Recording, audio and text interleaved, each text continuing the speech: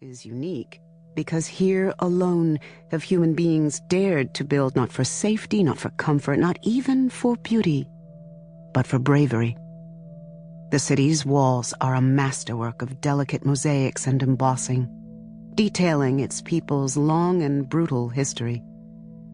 The clumping masses of its buildings are punctuated by great high towers like fingers of stone, hand-wrought lanterns powered by the modern marvel of hydroelectricity, delicately arching bridges woven of glass and audacity, and architectural structures called balconies that are so simple yet so breathtakingly foolish that no one has ever built them before in written history.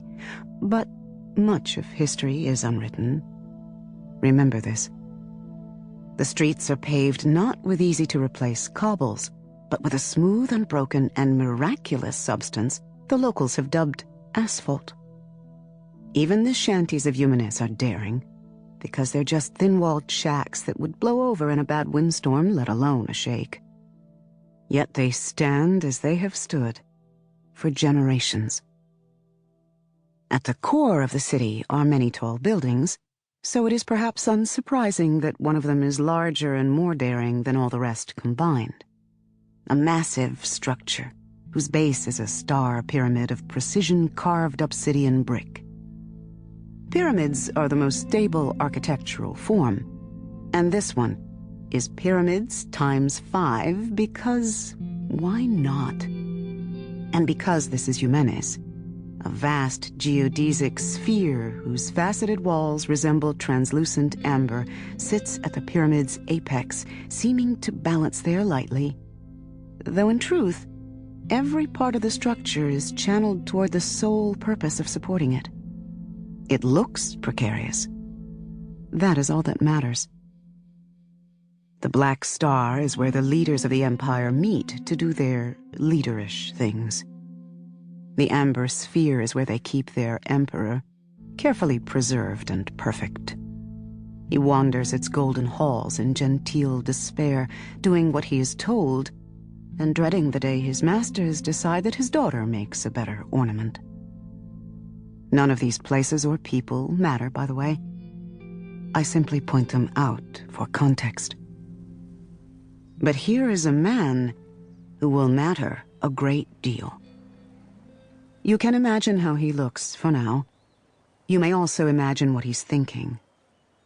This might be wrong, mere conjecture, but a certain amount of likelihood applies nevertheless.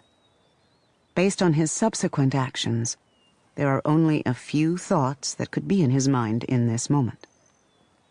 He stands on a hill, not far from the Black Star's obsidian walls. From here he can see most of the city, smell its smoke, get lost in its gabble. There's a group of young women walking along one of the asphalt paths below. The hill is in a park much beloved by the city's residents. Keep green land within the walls, advises stone lore. But in most communities, the land is fallow planted with legumes and other soil-enriching crops. Only in Jemisin is green land sculpted into prettiness. The women laugh at something one of them has said, and the sound wafts up to the man on a passing breeze. He closes his eyes and savors the faint tremolo of their voices, the fainter reverberation of their footsteps, like the wing beats of butterflies against his sesapine. He can't cess all 7 million residents of the city, mind you. He's good, but not that good. Most of them, though, yes, they're there, here. He breathes deeply and becomes a fixture of the earth.